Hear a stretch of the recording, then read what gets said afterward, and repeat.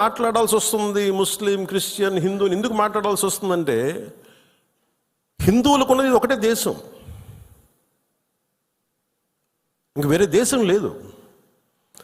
ఇక్కడ కూడా హిందువులను టార్గెట్ చేసి చంపితే ఎక్కడికి పారిపోతారు? అంటే నీకు చంపింది 26 మందిని, కానీ దాని ఇంపాక్ట్ కోట్లాది మంది జనాభా, ఆశేష్ మొత్తం భారతదేశం మొత్తం మీద ఉంది. వెళ్ళి మీ ప్రధానమంత్రికి చెప్పుకో, మీ మోడీకి చెప్పుకో, మీ మోడీకి చెప్పుకో. అది మోదీ గారికి చెప్పడం కాదు, అది చంపేసి నన్ను కూడా చంపే అన్నాను మసూదన్ గారి భార్య. వెళ్ళి మేము మా బిడ్డలు కూడా చంపేయండి, మేము మోడీకి చెప్పుకోపో. అఫ్ఘనిస్తాన్ ఒకటే చెప్పాలనిపించింది, మోదీని అంటలేదు, ఇక్కడ మా అందరిని అంటున్నాం. ఎందుకంటే ఇలాంటి సమయం, ఎలాంటి క్లిష్టమైన కష్టమైన సమయం కాబట్టి నిత్యం విమర్శించే మోదీ గారిని విమర్శించే నాయకులు కూడా ఈరోజు ఆయనకు మద్దతు తెలుపుతూ ఉన్నారు. దేశం అంత ఏకతాటిపైకి వచ్చింది మొట్టమొదటిసారి. ఇలాంటి సమయంలో అంటే నేనేదేంటంటే, ఇర్రెస్పెక్ట్ ఆఫ్ మన డిఫరెన్సెస్ అసైడ్, ఉగ్రవాదం మీద మటుకు, హింస మీద మటుకు, ఇర్రెస్పెక్ట్ ఆఫ్ రిలీజియన్, మనందరం ఒకటే మాట మాట్లాడాలి. దీంట్లో మాట్లాడితే ఓట్లు పోతాయా, దీంట్లో మాట్లాడితే ఓట్లు వస్తాయి, ఇవన్నీ ఆలోచించకండి.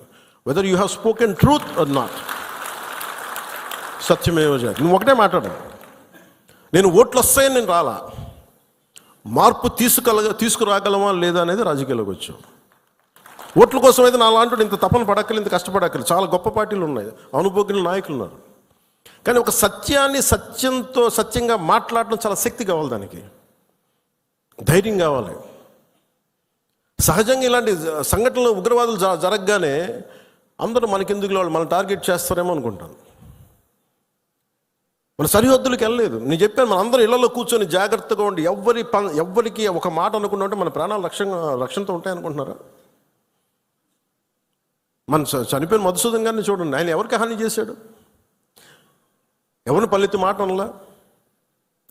కుటుంబాన్ని తీసుకెళ్ళి కాశ్మీర్ వెళ్తే ఎక్కడ కాల్ చేశారు. Targeted as a Hindu. ఇది ఎక్కడో కూర్చోబెట్టి మత సామరస్యం చాలా చాలా అవసరం ఈ దేశానికి. చాలామంది మత కలహాలు క్రియేట్ చేయాలనుకున్నా కానీ కొంతమంది చేస్తుంటారు. దాన్ని మీరు అడ్డుకోవాలి. మీ కళ్ళ ముందు ఒక సంఘటన జరుగుతున్నప్పుడు మీరు అడ్డుకోండి. అది ఎవరైనా సరే, ఒక హిందూ కావచ్చు, ముస్లిం కావచ్చు, ఏమది తప్పు అంటే తప్పని చెప్పండి. మీరు ఆ ధైర్యం కావాలి మీ అందరికీ. ఎందుకంటే ఆ ధైర్యం లేనప్పుడు అప్పుడు మన పొలిటికల్ పార్టీగా మనం ఉండడం అనవసరం, ఒక పొలిటికల్ పార్టీ మెంబర్గా ఉండటం కూడా అనవసరం. హార్ష్గా చెప్పమని చెప్పట్లే, గట్టిగా తీవ్రంగా చెప్పమని చెప్పట్లే, కానీ ఇబ్బందిగా ఉంది నువ్వు చేసే పని చెప్పాలి. కష్టం తెలియాలి కదా. ఇది మటుకు మనం నిర్ణయించుకోకపోతే మీరు అందరూ అసలు ఓటు వెయ్యను ఏముంటుందని, అసలు నాయకుడు కానోడు కూడా, ఇంట్లో సోఫాలో కూర్చొని కదలని వాడు కూడా, సార్ ఇది సెక్యులరిజం కాదు సార్, ఇలా మాట్లాడకూడదు అంటే ఏంటి? అంటే ముస్లిం కాని వాళ్ళు చచ్చిపోతేనే మాట్లాడాలి సెక్యులరిజం అంటే? హిందువులకు జరిగితే మాట్లాడకూడదా? That can be defined as secularism. ఇది సమస్య మన దేశంలో. అందుకని ఇలాంటి ఈరోజు నాయకులందరికీ, మన జన సైనికులందరికీ కూడా, విరమాలి అందరికీ కూడా నాకు ఒక విన్నపం ఏంటంటే, సెక్యులరిజం అనే పదానికి మీరు ఈ పడికట్టు డెఫినేషన్ మీరు తీసుకోకండి. ఇది మటుకు మీరు చాలా చాలా స్పష్టంగా తీసుకోవాలి. నేను చాలాసార్లు చెప్పాను, ముస్లిం సమాజంలో చాలామంది వచ్చి అడిగినప్పుడు, మీకు ఏదైనా ఇబ్బంది వస్తే మొట్టమొదటి గొంతెత్తేది నేను, మీకు గుర్తుపెట్టుకోండి. కష్టం వచ్చింది, ఎందుకంటే నేనేం మాట్లాడుతున్నానంటే, సార్ ఇది మనందరం ఇక్కడ, మనం పాకిస్తాన్ ఇస్లామిక్ రాజ్యం, అది announced Pakistan is an Islamic nation.